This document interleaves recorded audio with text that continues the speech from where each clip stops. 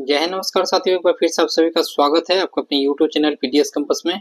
आज हम लोग देखेंगे ज्ञान बिंदु जीएस एकेडमी का बायोलॉजी का चैप्टर नंबर सेकेंड, जो कि है उत्तक। ठीक है, टिश्यू।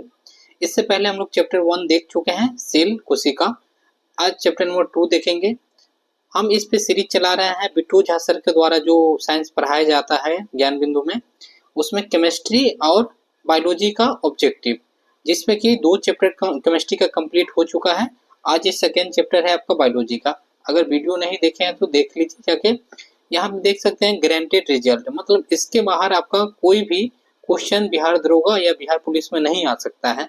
इतना क्वेश्चन का कलेक्शन किया गया है। ठीक है, इसमें टोटल अगर क्वेश्चन की बात करते हैं तो 140 होगा, और जो जिसका भी आंसर हम बताएंगे वो 110% सही आंसर होगा। ठीक है, क्योंकि मैं पहले क्लास किया हूँ, उसके बाद ही वीडियो को बना रहा हूँ। ठीक है, तो चलिए स्टार्ट करते हैं वीडियो को। चैनल पे नए तो जुड़ जाइए और शेयर कर दीजिए। पहला क्वेश्चन है आज का, कोशिकाओं का ऐसा समूह जो रूप, कार्य और उत्पत्ति में समान होता है उसे क्या कहते हैं? तो उसे क्या कहते हैं? उत्तक कहते हैं। उत्तक कहते हैं। सेकेंड क्वेश्चन देखते हैं। निम्नलिखित कथनों पर विचार कीजिए। समान उत्पत्ति तथा समान कार्य को संपादित करने वाली कोशिकाओं के समूह को उत्तक कहते हैं। सही बात है। उत्तक एक कोशिकीय तथा बहुकोशिकीय जीवों में पाया जाता है। पादप और जंतु दोनों में उत्तक पाए जाते हैं। तो क्या हो जाएगा? 1 और 3 क्या हो जाएगा? सही हो जाएगा, और 2 क्या हो जाएगा? गलत हो जाएगा, क्योंकि उत्तक एक कोशिकीय और बहुकोशिकीय दोनों जीवों में पाया जाता है, ऐसा नहीं है। तो 1 और 3 क्या हो जाएगा? आपका सही हो जाएगा। चलिए, पौधों तथा जंतु दोनों की कोशिकाओं लगभग एक समान ही होती है, फिर दोनों के ऊतक को एक दूसरे में बिल्कुल अलग होते हैं, क्योंकि थर्ड का क्या हो जाएगा? थर्ड का उपयुक्त में से सभी हो जाएगा। पौधे में गति प्रचलन नहीं होती, जबकि जंतु में एक स्थान से दूसरे स्थान विचलन करने की क्षमता होती है। पौधे में वृद्धि कुछ क्षेत्रों में ही सीमित हो सकती है, जबकि जंतु में वृद्धि एक रूप में होती है। थर्ड क्या है? जंतु तथा पौधे की अंग तंत्र की बनावट एक रूप दूसरे से भिन्न होती है। तो ऑप्शन डी हो जाएगा इसका। चलिए, हिस्टोलॉजी शब्द का प्रयोग सर्वप्रथम किसने किया? तो 4 का आंसर क्या हो जाएगा? 4 का हो जाएगा मेयर। मेयर के द्वारा ये किया गया। एक विशेष कार्य करने वाले समान कोशिकाओं समूह को क्या कहते हैं? तो उसे क्या कहते हैं? उसे उत्तक कहते हैं। उत्तक कहते हैं। चलिए हम लोग देखते हैं क्वेश्चन नंबर 6 देखते हैं। निम्नलिखित पे विचार कीजिए। ठीक है, निम्नलिखित पे विचार कीजिए। तो यहाँ पे क्या है? किसी एक उत्तक में एक ही आकार की विशेषताओं कोशिकाएं पाई जाती हैं। कुछ उत्तक में विभिन्न आकार की बनावट कोशिकाएं पाई जाती हैं। तो ये अगर 6 की बात करते हैं तो दोनों सही है। दोनों सही है, तो 1 और 2 दोनों सही हो जाएगा। नेक्स्ट बढ़ते हैं। पादपों में विभोजकी उत्तकों के बारे में निम्नलिखित में कौन सा कथन सही है? यह मृत उत्तक और काष्ठ में परिवर्तित होती है। अपनी मोटी हो चुकी भित्तियों के कारण यह पादप को नम्यता, लचीलापन प्रदान करती है। यह केवल किसी वृक्ष की छाल में होते हैं। इन उत्तकों की कोशिकाओं विभाजन के कारण पादपों में वृद्धि होती है। तो 7 का क्या हो जाएगा? 7 का आंसर हो जाएगा डी हो जाएगा। डी हो जाएगा, याद रखिएगा। 8 नंबर देखते हैं। निम्नलिखित में से कौन सी एक पौधा के विभोजकी उत्तक के संदर्भ में सही नहीं है? तो इसका आंसर बी हो जाएगा। इस उत्तक की कोशिकाओं की राजधानियां बहुत बड़ी होती है। नेक्स्ट बढ़ते हैं। शीर्षस्थ विभोजकी उत्तरदायी होता है। 9 का आंसर हो जाएगा ए, लंबाई में वृद्धि के लिए। लंबाई में वृद्धि के लिए। चलिए 10 नंबर क्वेश्चन देखते हैं।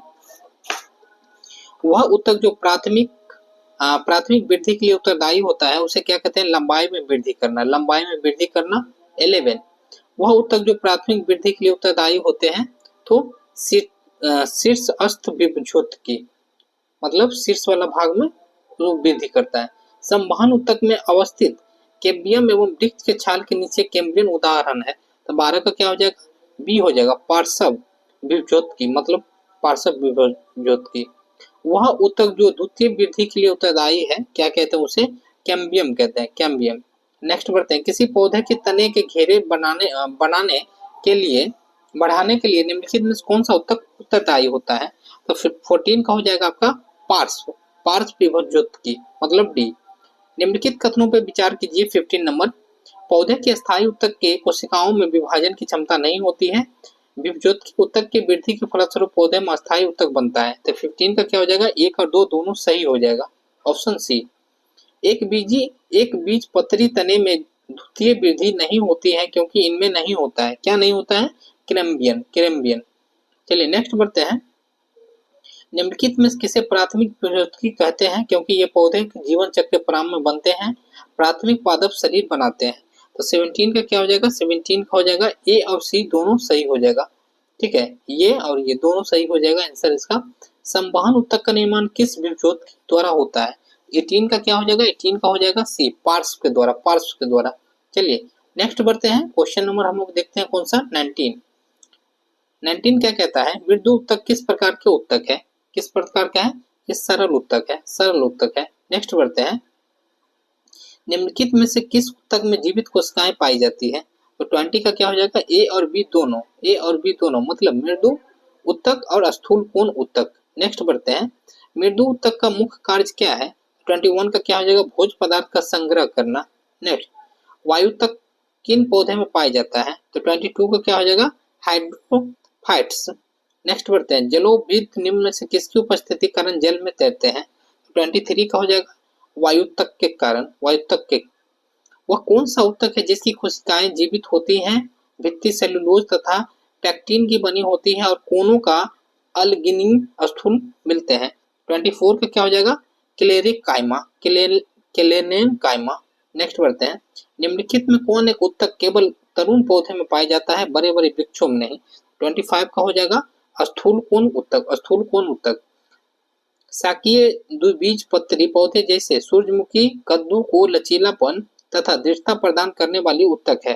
तो 26 का कौन सा हो जाएगा, स्थूल कोण उत्तक, स्थूल कोण उत्तक। 27, निम्नलिखित में से कौन सा उत्तक जड़ में उपस्थित नहीं होते हैं? 27 का कौन हो जाएगा, स्थूल कोण उत्तक, स्थूल कोण उत्तक। निम्नलिखित में किस उत्तक की कोशिकाओं की भित्ति लिंगनन के कारण मोटी हो जाती है? 28 का क्या हो जाएगा, दृढ़ उत्तक, दृढ़ उत्तक। चलिए नेक्स्ट बढ़ते हैं, 29 नंबर क्वेश्चन देखते हैं। 29 नंबर क्या कहता है कि पौधे के कुछ भाग मोड़ने पर बिना टूटे आसानी से मोड़े जा सकते हैं। कुछ भाग जैसे पत्ते और तने की इस निम्नता के कारण किसकी बहुलकता को माना जा सकता है? तो ये माना जाता है आपका दृढ़ोत्तक के कारण। रेशे उत्पन्न करने वाले पौधे जैसे पटुआ में किस उत्तक की प्रचुरता होती है? तो ये आपका दृढ़ उत्तक की प्रचुरता होती है। फलों तथा बीजों का कठोर आवरण किस उत्तक के कारण होती है? तो ये आपका दृढ़ उत्तक के कारण होती है। नेक्स्ट, सुबेरियन नामक कार्बनिक पदार्थ जमा रहता है, ये आपका 32 का क्या हो जाएगा, कॉर्क कोशिका में। व्यापारिक कॉर्क किससे प्राप्त होता है? ये आपका हो जाएगा कॉर्क कैम्बियम से। नेक्स्ट, वाणिज्य मूल वाले कॉर्क किससे प्राप्त होता है? तो 34 का हो जाएगा आपका क्वेकर्स सुबेर से। मृदु उत्तक की कोशिकाएं होती है, 35 का क्या हो जाएगा, गोलाकार, गोलाकार। दृढ़ कोशिकाएं में कौन सा गुण नहीं पाया जाता है? 36 का हो जाएगा, यह मृतक कोशिकाओं में निर्मित होती है। नेक्स्ट, निम्नलिखित में से किस उत्तक में कोशिकाओं में अंतराकोशिकीय स्थान नहीं पाया जाता है? 37 का क्या हो जाएगा, ए और सी हो जाएगा। ए और सी मतलब विभजोत्की और दृढ़ उत्तक नहीं पाया जाता है। नेक्स्ट बढ़ते हैं, पौधे से प्राप्त होने वाला क्वार्क में कौन सी विशेषताएं नहीं होती है? तो 38 का क्या हो जाएगा, बी, इसके कोशिकाओं में पर्याप्त मात्रा में जीव दत्त पाए जाते हैं। चलिए नेक्स्ट बढ़ते हैं, क्वेश्चन नंबर 39। बिलामेन की आवश्यकता होती है, कहाँ पे यह होती है? तो नमी की अवशोषण के लिए, नमी के अवशोषण के लिए। किस प्रकार की जड़ में बिलामेन नामक आर्द्रग्राही स्पंजी उत्तक पाई जाती है? तो 40 का क्या हो जाएगा, अधिक पादप मूल, अधिक पादप मूल। चलिए, आर्किड में बिलोमन उत्तक पाया जाता है। 41 का क्या हो जाएगा, मूलों में, मूलों में। नेक्स्ट, पौधे के सबसे बाहरी स्तर पर छिलका को क्या कहते हैं? तो 42 का क्या हो जाएगा, ए, अधिचर्म, अधिचर्म कहते हैं। नेक्स्ट, शुष्क स्थानों पर पाए जाने वाले पौधे की एपिडर्मिस में कौन सी परत होती है जो पौधे को जलहानि को रोकता है? तो 43 का क्या हो जाएगा, क्यूटिकल, क्यूटिकल। त्वचा जन उत्तक शीर्ष अस्थविज्योति में बनता है, यह निम्नलिखित में से किसमें विकसित होता है? 44 का क्या हो जाएगा, बाह्य त्वचा, बाह्य त्वचा। नेक्स्ट, निम्नलिखित में से कौन सा उत्तक तंत्र पौधे के संपूर्ण मध्य भाग में निर्माण करते हैं? तो फिर 45 हो जाएगा आपका, बी हो जाएगा आंसर। ठीक है, बी हो जाएगा आंसर, देख लीजिएगा। रंध्र तथा मूल रोम पाए जाते हैं। 46 क्या हो जाएगा, ये बाह्य त्वचा में। नेक्स्ट बढ़ते हैं, पौधे के बाह्य त्वचा के ठीक नीचे परत को क्या कहते हैं? 47 का क्या हो जाएगा, कार्टेक्स कहते हैं, कार्टेक्स मतलब आंसर सी हो जाएगा। पौधे के अंत त्वचा और संवहन मंडल के बीच पाए जाने वाले परत को क्या कहते हैं? 48 का क्या हो जाएगा, परिरंभ, परिरंभ। नेक्स्ट, क्रम्बियन के संबंध में निम्न में से कौन सा एक सही नहीं है? 49 का क्या हो जाएगा? बी। यह एक बीजी पत्री और दो बीजी पत्री दोनों पौधे में पाए जाते हैं। नेक्स्ट, निम्नलिखित में से कौन सा परत भरत या मूल उत्तक तंत्र के अंतर्गत शामिल है? तो 50 का क्या हो जाएगा? 50 का आपका हो जाएगा कॉर्टेक्स, परिरंभ, मज्जा और पित्त किरणें। नेक्स्ट, पौधे के भरण उत्तक तंत्र के मुख्य कार्य है। 51 का क्या हो जाएगा? भोज्य पदार्थ का निर्माण तथा उसका संग्रह करना। साथियों, ये टोटल 51 क्वेश्चन करवा चुके हैं और आगे करते हैं। आप लोग से अनुरोध है कि अगर चैनल पर नए हैं तो जुड़ जाइए और शेयर जरूर कीजिए ताकि दूसरे को हेल्प हो। निम्नलिखित में कौन सा अजैव पदार्थ का संचय करता है? तो 52 का हो जाएगा इडियोलास्ट। वह संवहन बंडल जिनमें जाइलम के दोनों ओर फ्लोएम पाया जाता है वो क्या कहते हैं? तो 53 का क्या हो जाएगा? सी हो जाएगा इसका आंसर। और ये संवहन बंडल कहाँ पाए जाते हैं? तो ये पाए जाते हैं एक बीज पत्री पौधे की जड़ों में। नेक्स्ट, पौधे के स्टील परत में शामिल होते हैं। 55 का क्या हो जाएगा? तो यह हो जाएगा इसका आंसर। इधर देख लेते हैं, आपका सी ऑप्शन हो जाएगा, परिरंभ, संवहन, फूल और मज्जा। नेक्स्ट बढ़ते हैं, एक वृक्ष की आयु का पता किसके द्वारा लगाया जाता है? तो वार्षिक ब्लेव के द्वारा। नेक्स्ट बढ़ते हैं, वार्षिक ब्लो या वृद्धि ब्ले में शामिल होते हैं। 57 का क्या हो जाएगा? सी, वसंत काष्ठ, शरद काष्ठ दोनों।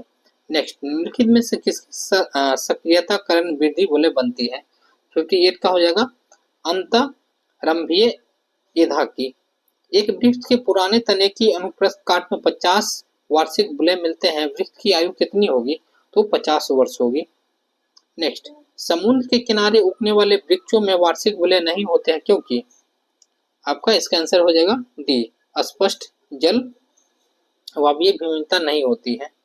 पुराने पेड़ को जब काटा जाता है तो बीच का केंद्रीय भाग जो मजबूत, घना एवं गहरे कथई रंग का होता है उसे क्या कहते हैं?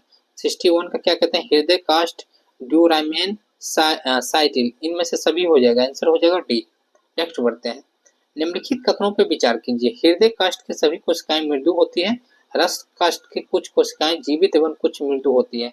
तो 62 का क्या हो जाएगा? 1 और 2 दोनों सही हो जाएगा। नेक्स्ट बढ़ते हैं, 63 नंबर, यदि सन 2000 में एक वृक्ष की एक साइन बोर्ड की कील भूमि से 7 फीट की ऊंचाई पर उगाई गई, सन 2021 में यह कील कितनी ऊंचाई होगी यदि वृक्ष प्रति वर्ष 5 इंच लंबाई से बढ़ता है? तो यह इसका आंसर क्या हो जाएगा? 63 का इसका आंसर हो जाएगा 7 फीट। 7 फीट। नेक्स्ट बढ़ते हैं, जटिल उत्तक बना होता है, किसका बना होता है? तो भिन्न भिन्न कार्य करने वाली विभिन्न प्रकार की कोशिकाओं से चांदनी नलिका तथा सह कोशिकाएं पाई जाती है। 65 का क्या हो जाएगा? फ्लोएम में। नेक्स्ट बढ़ते हैं, जाइलम और फ्लोएम का निर्माण कितने तत्व से होती है? तो यह होती है आपकी 4 तत्वों से। चलिए, संवहन उत्तक का निर्माण किससे होता है? संवहन उत्तक का निर्माण होता है आपका पार्श्व विभोत्की से। नेक्स्ट बढ़ते हैं, इनमें कौन जाइलम तत्व नहीं है? इनमें से आपका सीव ट्यूब नहीं है। नेक्स्ट, फ्लोएम का एक परिकप चालनी नलिका वाहिका से भिन्न होती है। तो 69 का हो जाएगा सी, क्रियात्मक केंद्रक के अभाव में। जाइलम का वो कौन सा तत्व मुख्य रूप से जल तथा खनिज लवण के परिवहन का कार्य करती है? 70 का क्या हो जाएगा? 1 और 2 दोनों सही है, वाहिनिकाएं एवं वाहिनिकाएं। जाइलम का कौन सा तत्व जीवित कोशिकाओं का बना होता है? तो 71 का क्या हो जाएगा? जाइलम मृदुक। नेक्स्ट, फ्लोएम का वो कौन सा तत्व मृदु कोशिकाओं का बना होता है? तो 72 का क्या हो जाएगा? 72 हो जाएगा आपका, इधर आंसर इसका देख लेते हैं, बाष्ट तंतु। नेक्स्ट, फ्लोएम का वो कौन सा तत्व मुख्यतः भोज्य पदार्थ के संवहन में भाग लेता है? 73 का क्या हो जाएगा? चालनी नलिकाएं। नेक्स्ट, चालनी नलिकाओं में भोज्य पदार्थ के संवहन में मदद करता है, कौन करता है? आपका सहकोशिका।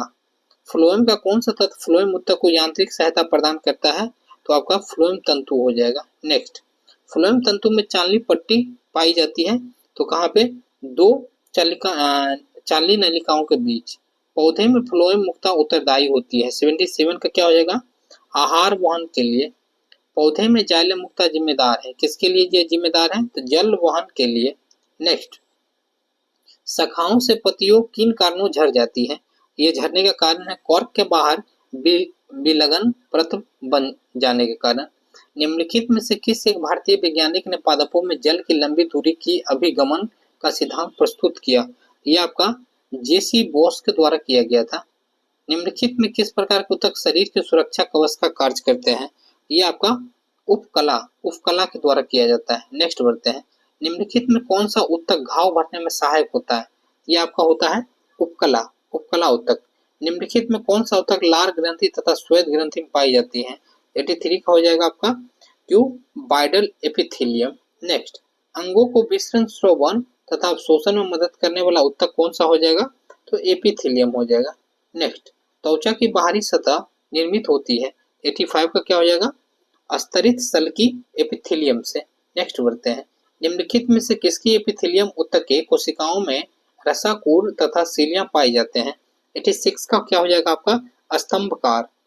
निम्नलिखित कथनों पर विचार कीजिए। एपिथेलियम ऊतक में कोशिकाओं की संख्या कम होती है और अंतराकोशिकीय पदार्थ अधिक होती है। संयोजी ऊतक में अंतराकोशिकीय पदार्थ नहीं पाए जाते हैं, इनकी कोशिकाओं एक दूसरे के करीब सटी होती हैं। 87 का क्या आंसर हो जाएगा? तो ना तो 1 होगा ना तो 2 होगा, इसका आंसर डी होगा, आप लोग देख लीजिएगा। चलिए नेक्स्ट बढ़ते हैं, सल्की एपिथेलियम ऊतक का प्रमुख कार्य क्या है? 88 का क्या हो जाएगा? सुरक्षा प्रदान करना। ठीक है, सुरक्षा करना। पक्षतावी एपिथेलियम ऊतक पाए जाते हैं, ये कहाँ पे पाए जाते हैं? तो आपका टेक्रिया तथा गर्भाशय में। नेक्स्ट बढ़ते हैं, 90 नंबर क्वेश्चन है, निम्नलिखित में से कौन सा ऊतक त्वचा पर मांसपेशियों अथवा दो मांसपेशियों को जोड़ने का कार्य करता है? तो 90 का हो जाएगा आपका एरियोलर। नेक्स्ट बढ़ते हैं, मोटापा निम्न से किसकी अधिकता कारण होता है? आपका वसा ऊतक के कारण। साथियों, हम ज्योग्राफी का भी करवाए हुए हैं, पॉलिटी का भी करवाए हुए हैं, तो आप लोग अगर वीडियो नहीं देखे हैं तो जाके जरूर देखिए, हमारे चैनल पे आपको मिल जाएगा। निम्नलिखित में से कौन सा एक शरीर को गर्म रखने हेतु उत्तरदायी है? 92 का क्या हो जाएगा? वसामय ऊतक। ऊंट का गोबर किस ऊतक का बना होता है? तो ये 93 का क्या हो जाएगा आपका? तो ये हो जाएगा वसामय ऊतक का बना होता है। निम्नलिखित में से किसके ऊतक की कोशिकाओं में वसा की बूंदें भरी होती है? 94 का हो जाएगा डी, वसा संयोजी ऊतक। नेक्स्ट, निम्नलिखित में ऊतक कौन है? 95 का क्या हो जाएगा? रुधिर। रुधिर क्या हो जाएगा? ऊतक। नेक्स्ट, निम्नलिखित में कौन ऊतक का उदाहरण है? 96 का क्या हो जाएगा? लसिका। निम्नलिखित में कौन संयोजी ऊतक है? 97 का हो जाएगा इनमें से सभी। निम्नलिखित में कौन एक शरीर को गर्म रखने हेतु उत्तरदायी है?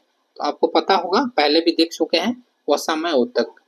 श्वेत तथा पीला तंतु पाए जाते हैं। 99 का क्या होगा? एरियोलर ऊतक में। क्रोटीन नामक प्रोटीन कहाँ पाई जाती है? ये आपका उपास्थि में पाई जाती है, उपास्थि में, याद रखिएगा। टेंडन का निर्माण होता है, ये आपका श्वेत तंतु में ऊतक में। और जो भी ये क्वेश्चन आपको बता रहे हैं, ये पहले एग्जाम में किसी न किसी एग्जाम में पूछा गया क्वेश्चन है, याद रखिएगा। लिंगामेट का निर्माण होता है, लिंगामेट का निर्माण कहाँ होता है? पीला तंतु में ऊतक में। सेकेंड, इसका आंसर बी हो जाएगा। नेक्स्ट बढ़ते हैं, टेंडन तथा लिंगामेट किस प्रकार के ऊतक है? 103 का क्या हो जाएगा? आपका संयोजी ऊतक। नेक्स्ट बढ़ते हैं, निम्नलिखित कथनों पर विचार कीजिए। टेंडन मांसपेशियों को उपास्थि से अथवा दूसरी मांसपेशियों जोड़ता है। लिंगामेट हड्डियों को हड्डियों से जोड़ने का कार्य करता है। 104 का क्या हो जाएगा? 1 और 2 दोनों सही हो जाएगा। सेबेशियस ग्रंथियां कहाँ पाई जाती है? 105 का क्या हो जाएगा? आपका बी हो जाएगा, स्तनियों की त्वचा के डर्मिस में। लेक्राइमल ग्रंथि क्या स्रावित करती है? 106 का क्या हो जाएगा? आंसू। आपका किस ऊतक से तलवे, खूर और सींग बने होते हैं? किससे ये बने होते हैं? 107 का क्या हो जाएगा? केराटिन से। ऑस्टियोब्लास्ट नामक कोशिका उपस्थित रहती है, ये कहाँ पे रहती है? तो अस्थि में यह रहती है। कोडियोब्लास्ट नामक कोशिका कहाँ पाई जाती है? 109 का क्या हो जाएगा? उपास्थि में। मास्ट कोशिकाएं कहाँ पाई जाती है? 100 संयोजी ऊतक में पाई जाती है। नेक्स्ट, एरियोलर ऊतक में पाए जाने वाले निम्नलिखित में कोशिकाओं में कौन रुधिर वाहिनियों को फैलाने के लिए प्रोटीन हिस्टामिन स्रावित करता है? 111 का हो जाएगा बी, मास्ट कोशिका। चलिए नेक्स्ट बढ़ते हैं, 112 का देखते हैं, निम्नलिखित में कौन प्लीहा, यकृत एवं अस्थिमज्जा में पाया जाता है? ये आपका जालपद संयोजी ऊतक हो जाएगा। नेक्स्ट बढ़ते हैं, मनुष्य की त्वचा सबसे मोटी होती है। 113 का क्या हो जाएगा? तलवे पर। मनुष्य का त्वचा सबसे पतली होती है। 114 का आंखों के पलक पर। नेक्स्ट, वृद्धावस्था में त्वचा में झुर्रियां पड़ जाती है, इसका कारण क्या है? तो वसा का कम हो जाना। ठीक है, चमड़ में वसा ऊतक की कमी के कारण। नेक्स्ट, नाभि रज्जु है, नाभि रज्जु क्या है? 116 का, तो यह घुर्मीय संयोजी ऊतक है। हेवर्सियन तंत्र पाया जाता है, ये कहाँ पे पाया जाता है आपका? तो स्तनियों में के अस्थियों में। हिस्टामिन एक प्रकार का प्रोटीन है जो भाग लेती है, तो यह आपका एलर्जी प्रतिक्रियाओं में। नेक्स्ट, कोलेजन फाइबर शरीर में पाए जाने वाले कुल प्रोटीन का कितना परसेंट है? कि 1/3 भाग है, 1/3 भाग। संयोजी ऊतक का अधिकांश प्रोटीन कहाँ पे होती है? तो ये आपका कोलेजन में होती है। बाह्य कर्ण में पाए जाने वाले अंत कंकाल है, तो आपका हो जाएगा उपास्थि, उपास्थि। नेक्स्ट बढ़ते हैं, शारीरिक अंगों में गति के लिए जिम्मेदार है, कौन सा हो जाएगा? पेशी ऊतक, पेशी ऊतक। नेक्स्ट बढ़ते हैं, सार्कोप्लाज्म नामक तरल पाया जाता है, ये आपका पेशी ऊतक में पाया जाता है। अरेखित एवं रेखित ऊतक मूल रूप से किस प्रकार का ऊतक है? तो यह हो जाएगा पेशी ऊतक। नेत्र के आइरिस में पाए जाने वाला ऊतक कौन सा हो जाएगा? तो ये आपका हो जाएगा आलेखित, आलेखित, आरेखित पेशी। इंटरकेलेटेड डिस्क उपस्थित होते हैं, तो 126 का क्या हो जाएगा? हृदय पेशी। निम्नलिखित में से किस पेशी एक पेशी है? तो 127 का हो जाएगा रेखित पेशी। आहार नाल के एक भाग से दूसरे भाग में भोजन का प्रवाह किस पेशी संकुचन प्रसार के कारण होता है? तो 128 का हो जाएगा, क्या हो जाएगा इसका? आरेखित पेशी। मायोफाइब्रिल नामक रचना किस ऊतक में पाई जाती है? 129 का हो जाएगा पेशी ऊतक में। नेक्स्ट, निम्नलिखित में किस ऊतक में थकान उत्पन्न नहीं होता है? ये आपका हो जाएगा 130 का कार्डियक पेशी, कार्डियक पेशी में। शरीर के कुल भार का लगभग 50% भार होता है, क्या होता है? तो आपका रेखीय पेशी होता है। नेक्स्ट, संवेदना का चालन शरीर से एक भाग से दूसरे भाग में होता है, 132 का क्या हो जाएगा? तंत्रिका ऊतक, तंत्रिका ऊतक की इकाई होती है। 133 का क्या हो जाएगा? 133 का न्यूरॉन। नेक्स्ट बढ़ते हैं दोस्तों, तो मनुष्य के शरीर में सबसे लंबी कोशिका होती है, 134 का हो जाएगा आपका तंत्रिका कोशिका। जन्म के बाद मानव के ऊतक में कौन सा कोशिका विभाजन नहीं होता है? तंत्रिका कोशिका। न्यूरॉन के टेंड्रन से निकलने वाली पतली पतली शाखाएं क्या कहलाती हैं? तो 136 का क्या हो जाएगा? आपका डेंड्राइट्स। रेनवियर का नोड कहाँ पाई जाती है? तो 137 का हो गया तंत्रिका में। चलिए, दो न्यूरॉन के जोड़ को क्या कहते हैं? तो ये कहा जाता है आपका 138 का सिनेप्स। न्यूरॉन को कोशिका में संवेदना का संचार कैसे होता है? तो ये आपका हो जाएगा इसका आंसर, एक न्यूरॉन के एक्सॉन से दूसरे न्यूरॉन को डेंड्राइट्स से। नेक्स्ट बढ़ते हैं, बायोप्सी संबंधित है, ये किससे हो जाएगा? परीक्षण के लिए ऊतकों को शरीर से अलग करने। साथियों, ये रहा सेकेंड चैप्टर का पूरे क्वेश्चन। और आगे हम लोग अब देखेंगे कौन सा? तो चैप्टर नंबर 3 देखेंगे, ठीक है। तो अगला वीडियो में हम लोग चैप्टर नंबर 3 देखेंगे। आप लोग को सूक्ष्म जी, आप लोग को वीडियो अच्छा लग रहा है तो शेयर कीजिए, सब्सक्राइब कीजिए, तभी हम भी मोटिवेट हो और वीडियो कंटिन्यू बनाए, ठीक है। मिलते हैं नेक्स्ट वीडियो में। जय हिंद साथियों।